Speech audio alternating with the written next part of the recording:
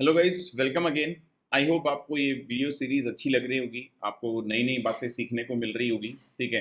किसी को कोई दिक्कत हो, कोई चीज़ समझ में ना आए तो आप लोग शांत ना रहे, आप कमेंट कर सकते हैं और मैं ज़रूर से उन कमेंट्स के आंसर दूंगा। ठीक है। सो आज हम स्टार्ट करते हैं और अगली चीज़ के बारे में जानते हैं। लास्ट क्लास में हम लोगों ने क्लियरिंग प्रोसेस देख लिया था। उससे पहले हमने स्ट्राइक प्राइजेस देख ली थी कि स्ट्राइक प्राइजेस क्या होती है। आज हम बात करने वाले हैं स्टूडेंट्स एटीएम, ओटीएम और आईटीएम के बारे में। अब आप बोलेंगे ये एटीएम, ओटीएम, आईटीएम क्या होता है, तो आप लिख लीजिए इस बात को कि क्या होता है। तो एटीएम का मतलब होता है at the money, at the money. और ओटीएम का मतलब है आउट ऑफ द मनी। और आईटीएम का मतलब होता है इन द मनी। अब आप बोलेंगे सर ये तो हमको पता था, ठीक है, लेकिन इससे हमें फ़ायदा क्या हुआ। ठीक है। तो अगेन वही बात बोलूँगा, ठीक है, कि थोड़ी थोड़ी जो नॉलेज है, ये थोड़ी थोड़ी नॉलेज मिलके ही आपको एक प्रॉफिटेबल ट्रेडर बनाती है। ठीक है। If you want to trade successfully then you need to have the information about each and everything. ऐसा नहीं कि मतलब उठे और जो है ट्रेड करना स्टार्ट कर दिया, ऐसा नहीं होता है। ATM, now what is ATM, तो इस चीज़ को समझते हैं। ठीक है। तो बेसिकली अगर मान लेते हैं कि कोई स्टॉक है जिसका प्राइस 100 रुपीज़ है। ठीक है। तो जो 100 रुपीज़ है, इसका जो भी स्ट्राइक प्राइस होगा, यानी 100 का जो स्ट्राइक प्राइस होगा, दैट इज कॉल्ड एटीएम।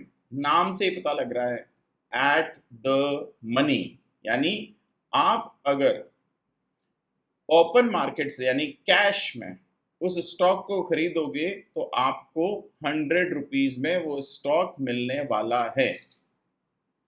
तो आप मार्केट से कैश में खरीदोगे तो 100 रुपीज़ में स्टॉक मिलने वाला है। ओके। और ऑप्शन आप उसका खरीद रहे हो या बेच रहे हो, तो जो 100 रुपीज़ की स्ट्राइक प्राइस का ऑप्शन होगा दैट इज कॉल्ड एटीएम। अब आप बोलेंगे कि जब कैश में मिल रहा है तो फिर हम जो है यहाँ ऑप्शन में खरीद क्यों रहे हैं। ठीक है। तो बेसिकली ऑप्शन एक लिवरेज्ड प्रोडक्ट है। ठीक है। जिसमें हम लोग रियल ट्रांजैक्शन नहीं करते हैं, यानी कि रियल एसेट का ट्रांजैक्शन नहीं करते हैं, हम लोग ऑप्शन को ट्रांजेक्ट कर रहे हैं, यानी राइट का ट्रांजैक्शन कर रहे हैं। मैंने आपको पहले बताया कि आप राइट टू बाय या राइट टू सेल का ट्रांजैक्शन कर रहे हैं। ठीक है। बाइंग राइट आप खरीद रहे हो अगर आप कॉल ऑप्शन खरीदते हो, सेलिंग राइट आप खरीद रहे हो अगर आप पुट ऑप्शन खरीदते हो। तो एट द मनी का मतलब हुआ अगर स्टॉक प्राइस 100 चल रही है, ठीक है, तो 100 की स्ट्राइक प्राइस वाला जो भी ऑप्शन होगा that is called at the money. अब कुछ लोग बोलेंगे कि कैश में खरीद लेंगे फिर तो हम लोग।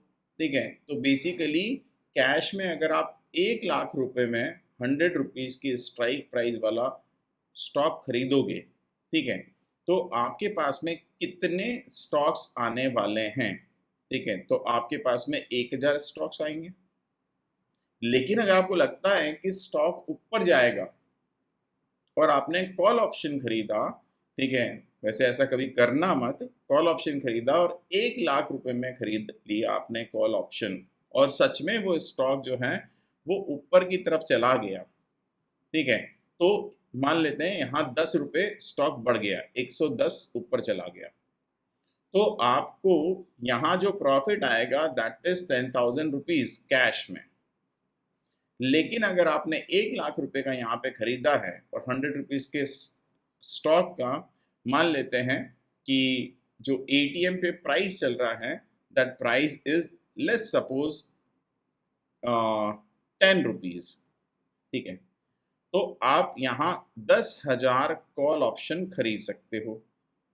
और जब 10,000 कॉल ऑप्शन एटीएम का खरीद रहे हो और स्टॉक अगर 110 चला गया, तो इस ऑप्शन की जो प्राइस होगी वह 10 रुपये से बढ़ के लगभग 6 रुपये हो जाएगी, 7 भी हो सकती है, ठीक है, लगभग 6 रुपये हो जाएगी।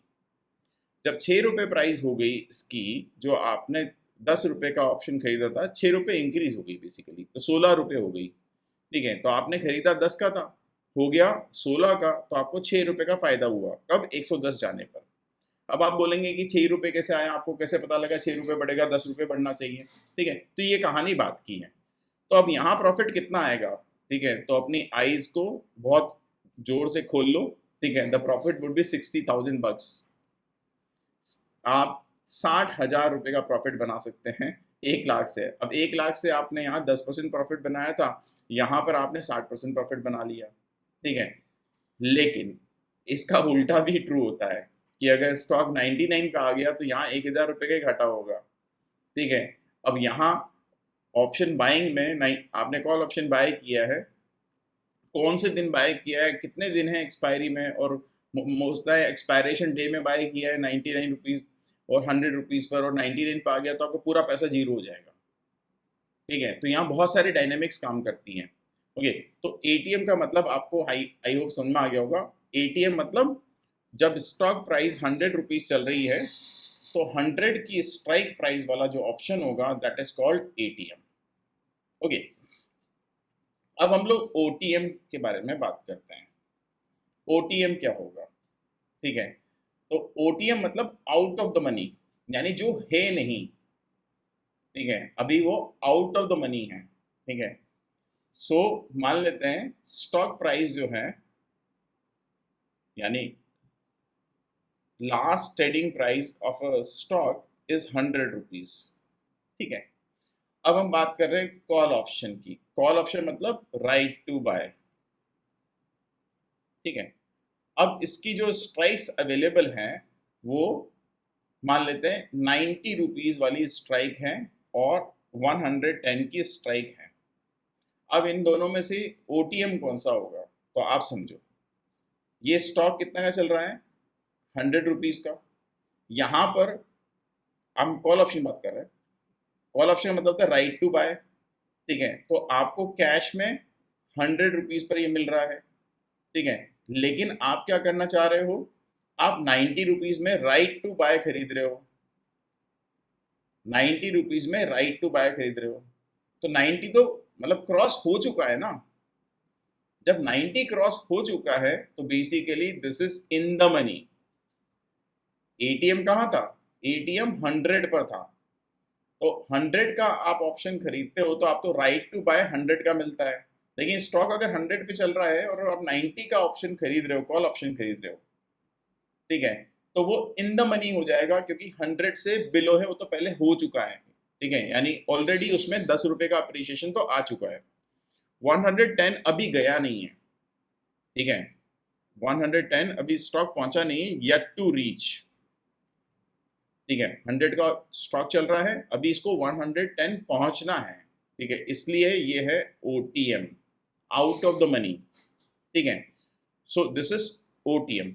लेकिन जब हम पुट की बात करेंगे गाइस, जब हम पुट का बात करेंगे तो पुट का मतलब होता है राइट टू सेल।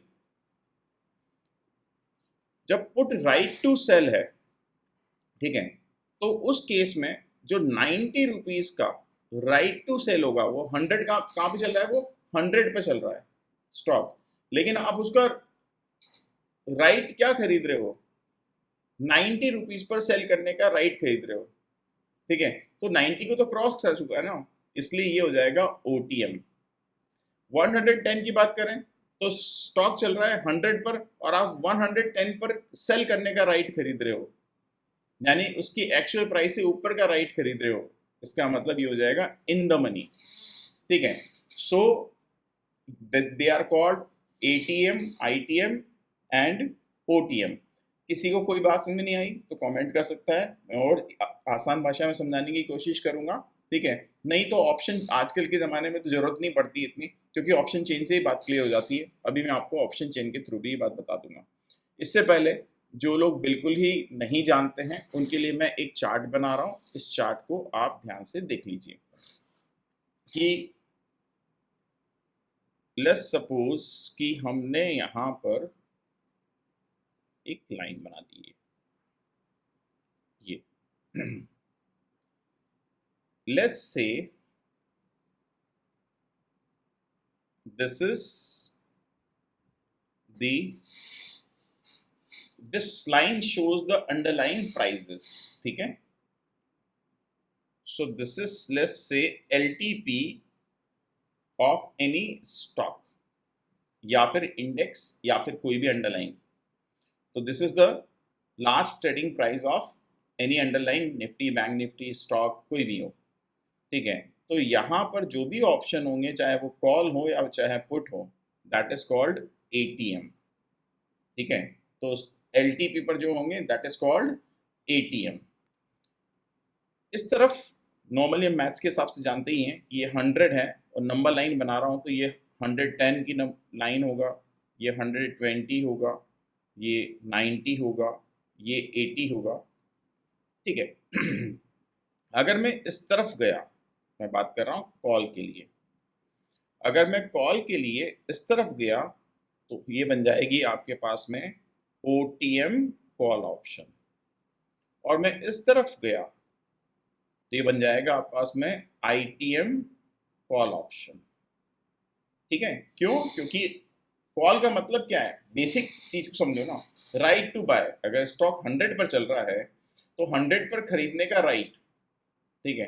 तो वो तो हो गया ATM, स्टॉक 100 पे खरीदने का राइट, ठीक है. स्टॉक 100 पे चल रहा है लेकिन आप क्या चाह रहे हो कि भैया मैं तो 90 में खरीदूंगा, ठीक है. तो मजाक थोड़ी है कि रिलायंस अगर 3000 पे चल रहा है और आप बोलो मैं तो भैया रिलायंस को 2000 में खरीदूंगा, तो 2000 में खरीदोगे रिलायंस को तो ऐसे थोड़ी होगा कि 2000 में रिलायंस आपको मिल जाएगा, लेकिन उसका ऑप्शन अवेलेबल है, ठीक है.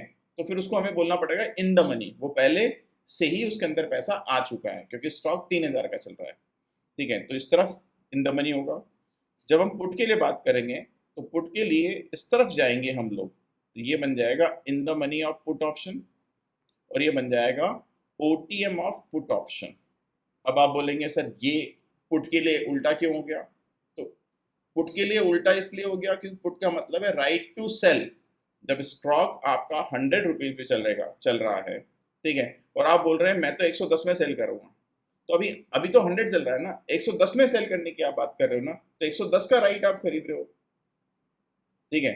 जब 110 का राइट खरीद रहे हो तो इन द मनी हो जाएगा. आई होप आपको ये ATM ITM ये बात समझ में आ गई होगी. अब इसको ऑप्शन चेन से हम लोग आसान भाषा में समझ लेते हैं. चलिए अब हम लोग इस बात को समझते हैं, ठीक है, कि ये ऑप्शन चेन क्या होती है. ऑप्शन चेन यानी कि basically collection of all the strike prices, ठीक है.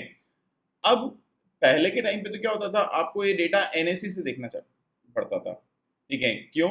क्योंकि जो सेंसिबल सॉफ्टवेयर है जेरोदा का, ठीक है, ये सॉफ्टवेयर पहले चार्जेबल हुआ करता था. अब ये सबके लिए फ्री हो गया है, they are not charging any money, और ये रियल टाइम डेटा फ्री में दे रहे हैं, ठीक है. तो आपको करना क्या है कि आपको web.sensible खोलना है, ठीक है. जिनके पास में अकाउंट नहीं है वो भी खोल सकते हैं क्योंकि ये this is the free software, कोई भी इसको एक्सेस कर सकता है. आपको एनालाइज पे जाना है और यहाँ पर ऑप्शन चेन में चले जाना है. जब ऑप्शन चेन में जाओगे तो यहाँ पर आपको इंस्ट्रूमेंट टाइप कर देना है. जैसे फॉर एग्जांपल मैं यहाँ बैंक निफ्टी को टाइप करता हूँ, तो जब मैंने बैंक निफ्टी को टाइप किया तो ये जो आपको दिखाई दे रहा है यहाँ पे, they are basically strike prices, they are strike prices. यहाँ पर देखो तो यहाँ पर कॉल लिखा हुआ है, यहाँ इस साइड में पुट लिखा हुआ है, और ये जो आपको कलर की कोडिंग दिखाई दे रही है, ये जो येलो और येलो है, बेसिकली येलो मतलब इन द मनी. तो आप देखिए बैंक निफ्टी कहाँ चल रहा है, 52,094, ठीक है, यानी 52,000 उठा लेते हैं. तो इन्होंने क्या उठाया, इन्होंने 52,200 उठाया. क्यों? क्योंकि इन्होंने फ्यूचर प्राइस ले ली है, ठीक है. तो बैंक निफ्टी का फ्यूचर 52,200 के आसपास चल रहा होगा. तो ये हो गया ATM, ठीक है. जब हम लोग राइट टू बाय की बात कर रहे हैं और हम इस राइट टू बाय जो है वो स्टॉक चल रहा है 52,200 का, और हम उससे बिलो का खरीदना चाहते हैं राइट टू बाय, ठीक है, उससे नीचे का खरीदना चाहते हैं, तो ये बन जाएगा आपस में इन द मनी. तो ये हो गया आपके पास में इन द मनी कॉल ऑप्शन, ये हो गया इन द मनी पुट ऑप्शन, ये ओटीएम कॉल ऑप्शन और ये ओटीएम पुट ऑप्शन। यहाँ पर आप इसको थोड़ा एक्सपेरिमेंटिंग कीजिएगा। ये जो एलटीपी लिखा हुआ है इसका मतलब है last trade price, last trade price. OI पर हम बाद में आएंगे, ठीक है। तो इस तरीके से आप अब इजीली पता लगा सकते हो कि एटीएम, ओटीएम, आईटीएम क्या होता है, ठीक है। जब मैंने पढ़ना स्टार्ट किया था, ठीक है, तब ऐसा नहीं था। तब तो मुझे काफ़ी मेहनत करनी पड़ी थी। बुक्स वगैरह हम पढ़ते थे, उससे पता लगता था। फिर एनएससी की वेबसाइट पे जाते थे, वहाँ पर भी इसी टाइप की कोडिंग होती थी। वहाँ से फिर थोड़ा इजी हो गया। लेकिन जब पहली बार मेहनत कर रहे हो तो चीज़ें ढूंढना थोड़ा सा मुश्किल हो जाता है, ठीक है। तो that was the time of that, ठीक है। अभी आप इसको देख लीजिए, इस तरीके से हम लोग पता लगाते हैं। रिपीट कर देता हूँ, जो येलो वाला सेक्शन है that is in the money section. तो ये in the money call option, in the money put option, और वाइट वाला जो सेक्शन होता है दिस सेक्शन इज ओटीएम। तो this is OTM put, this is OTM call, and they are what, they are the strike prices. Okay,